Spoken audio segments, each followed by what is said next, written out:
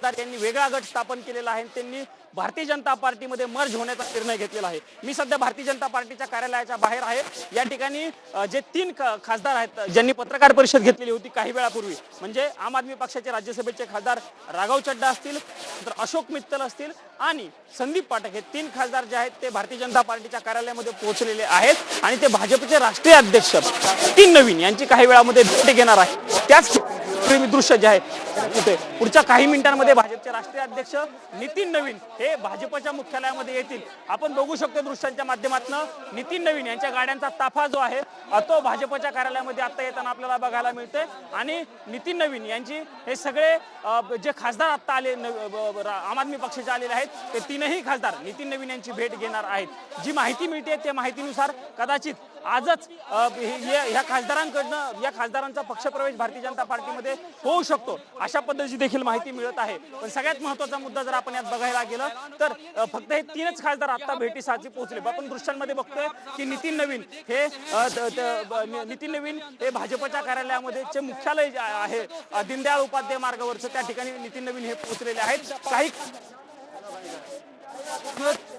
चित्र आपल्याला बघायला मिळताना नितीन नवीन हे खासदार जे आहेत ते आभार मानणार असल्याचं देखील आपल्याला बघायला महत्त्वाचा मुद्दा जर सांगायला गेलं तर 7 खासदार यांनी वेगळा गट स्थापन करण्याचा निर्णय घेतलेला आहे, पण त्या 7 पैकी आता फक्त 3च खासदार हे या ठिकाणी पोहोचले आहेत। त्यामुळे इतर खासदारांना एकत्र आल्याच्या नंतर हे सगळे खासदार एकत्रितपणे भारतीय जनता पार्टीमध्ये प्रवेश करतात की फक्त आजच 3 खासदार औपचारिकरित्या भाजपमध्ये प्रवेश करतात हे बघणं महत्त्वाचं असणार आहे। पण दिल्लीमध्ये खूप महत्त्वाच्या घडामोडी ज्या आहेत त्या घडतानाचं चित्र आपल्याला बघायला मिळतंय। खरं तर आज सकाळीच राज्यसभेच्या खासदारांनी म्हणजे आम आदमी पक्षाच्या खासदारांनी राज्यसभेचे सभापती आणि देशाचे उपराष्ट्रपती CP राधाकृष्णन यांची भेट घेतली होती आणि त्यांना सह्यांचं पत्र दिलेलं होतं आणि त्यांना सह्यांचं पत्र देऊन आमचा गट वेगळा हा भारतीय जनता पार्टीमध्ये मर्ज होतो अशा पद्धतीची त्यांनी माहिती दिलेली होती। या खासदारांमध्ये म्हणजे ज्यावेळी राघव चड्डा यांनी पत्रकार परिषद घेतली त्यावेळी त्यांनी स्पष्ट सांगितलेलं होतं की 7 खासदार म्हणजे राज्यसभेचे 10 पैकी 7 खासदार हे आमच्या सोबत आहेत अशा पद्धतीचा दावा त्यांनी केलेला होता आणि त्यांनी पत्रकार परिषदेमध्ये सांगितलेलं होतं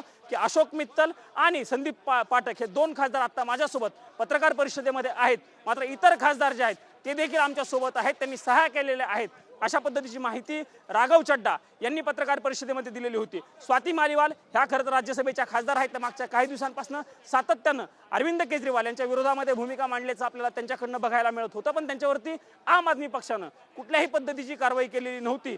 त्याच स्वाती मालीवाल यांनी देखील राघव चड्डा यांच्यासोबत जाण्याचा निर्णय घेतलेला आहे। हरभजन सिंग जे क्रिकेटर आहेत, माजी क्रिकेटर आहेत, ते देखील पंजाबमध्ये राज्यसभेचे खासदार म्हणून आम आदमी पक्षाकडून निवडून आलेले आहेत, ते देखील या ठिकाणी त्यांनी देखील सही केल्याचं चित्र आपल्याला बघायला मिळतं। आणि इतर काही खासदार यांनी देखील सह्या करून एकूण 7 खासदारांचा गट म्हणजे 10 पैकी 7 खासदारांचा गट यांनी सह्या केलेल्या आहेत आणि त्यांनी आम आदमी पक्षाला सोडून भारतीय जनता पार्टी सोबत जाण्याचा निर्णय घेतलेला आहे। 2/3 खासदार लागतात आणि ते 2/3 खासदार खरं तर आता त्यांनी वेगळा गट स्थापन केलेला आहे आणि ते आता भारतीय जनता पार्टीमध्ये जाणार। मी पुन्हा एकदा भाजपच्या कार्यालयाची दृश्य दाखवतो। राकेश सर हे आपल्याला सगळी दृश्य दाखवत आहेत। मोठ्या प्रमाणावरती माध्यमांचे प्रतिनिधी या ठिकाणी जमल्याचं चित्र आपल्याला बघायला मिळतंय।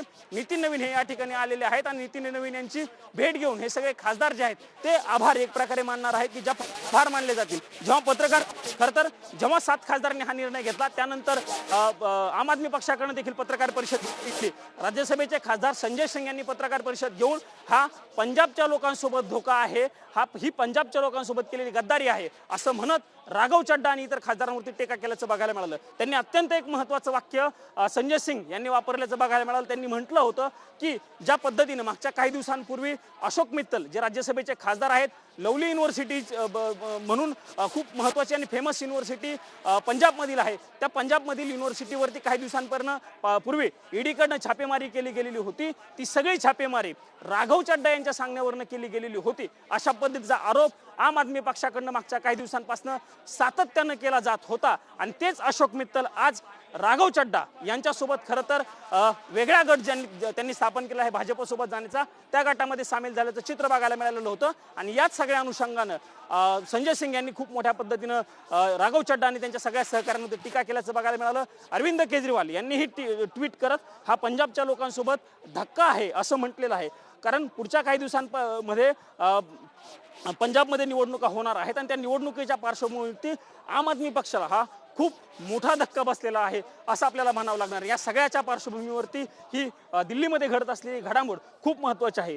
भारतीय जनता पार्टीकडनं ऑपरेशन लोटस राबवलं गेलेलं आहे. अशा पद्धतीची खरं तर टीका देखील संजय सिंग यांनी केलेली आहे. आणि त्या सगळ्या घडामोडींच्या पार्श्वभूमीवरती आता राज्यसभेचे 3ही खासदार ज्यांनी पत्रकार परिषद घेतलेली होती ते 3ही खासदार भारतीय जनता पार्टीचे नितीन नवीन अशी भेट घेतली.